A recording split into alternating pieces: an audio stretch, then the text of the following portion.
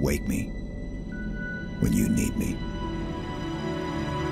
The last time that we saw Master Chief was at the end of Halo 3, the legendary end of Halo 3.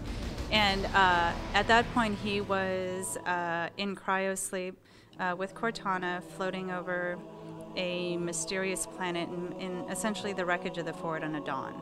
And so when Halo 4 starts, it is after the events of Halo 3, but it's about 5 years after he goes into cryosleep. John! I'm here. I think one of the amazing things about working on an IP like Halo and a universe like Halo is not unlike the Star Trek universe, there's so many stories that we can tell. And so we've explored a whole set of stories through different games and other mediums. But there's still a lot of stories that we want to tell. And when we kind of think about the next 10 years for Halo, we think about what are those stories we want to tell, and then where is the right place to tell them. And in some cases it will be a game, in some places it may be a book, but there's plenty of stories left to explore. We really look at Halo 4 as sort of a seed and a foundation for kind of a decade of storytelling, and so we kind of think of it as the start of a saga, because there may be different ways we want to tell some of that story. Certainly in a set of games, and we have an arc that's already defined that goes well beyond Halo 4. And that arc will change naturally and organically, but we definitely have stakes we're already putting in the ground for where we want the universe to go. Master Chief is clearly an iconic hero already, so our intention with where we take Master Chief isn't to change who it is, or who he is, but there's definitely facets of his character which we understand through other fiction that we feel would really deepen the game experience itself. So he will still be very stoic, he will not talk a lot, nor will he cry. But there is a piece of his humanity that we do want to come through and really express that with the decisions that we have the player make as they embody Chief and the things that he needs to face. And so for us, dimensionalizing him isn't changing him, because frankly he's really well fleshed out in other areas of the universe. It's really just bringing more of that to the game experience. Part of our storytelling goal with Halo 4 is to also serve as a bridge with campaign and multiplayer, and that's less about having, a very direct, continuous story, and more about having a narrative that can extend, and making sure that everything you're doing in the game, whether it's in multiplayer or campaign, is sort of contextualized in that world, so that the things you do in multiplayer feel like they have a meaning and they have a place in the universe, because they are part of a larger narrative. The first-person experience, there's so many different ways for a player to experience different moments.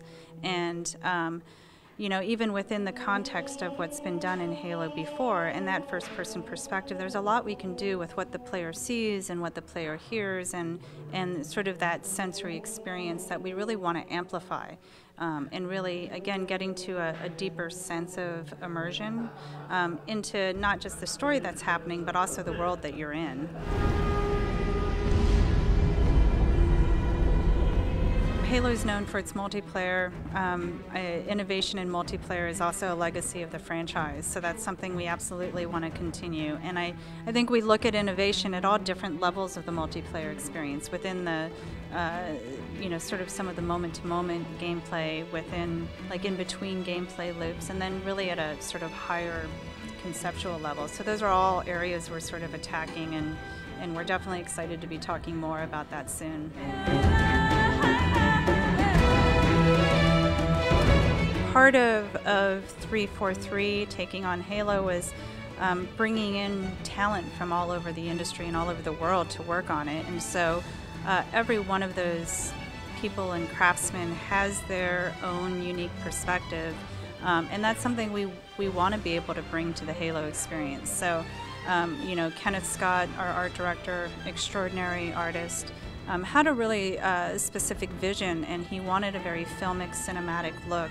And I think both for art and for audio, we wanted to be able to deliver story pacing as well, and sort of an emotional arc through the visuals and through the audio. So I think you'll very much hear Tijin's, who's our audio director, you'll hear his vision coming through as well in the audio very quickly.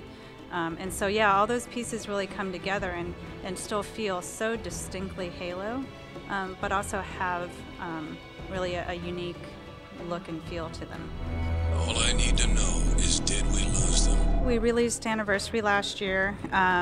It was a different part of 343 who was focused on Anniversary, because we were definitely, at that time, as well, heads down on Halo 4. And it is built on some different technology, but we definitely learned a lot from that experience. I mean, part of it was sort of a validation of some of the things we felt about Halo 1, and also about Master Chief. I think for a lot of us, and I include myself, Halo 1 was my favorite Halo experience. I just have such distinct memories of how it felt the first time I went into Halo, and I think a lot of us sort of harken back to that feeling as something we want to be able to capture for Halo 4, not just for new players coming in, but for players who have played all of the Halos.